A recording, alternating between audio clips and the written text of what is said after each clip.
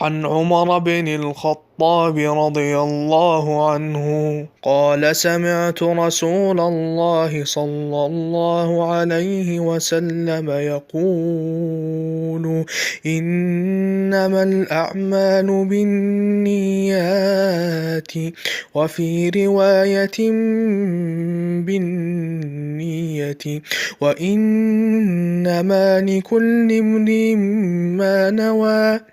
فمن كانت هجرته إلى الله ورسوله فهجرته إلى الله ورسوله، ومن كانت هجرته إلى دنيا يصيبها أو امرأة يتزوجها فهجرته إلى ما هاجر إليه.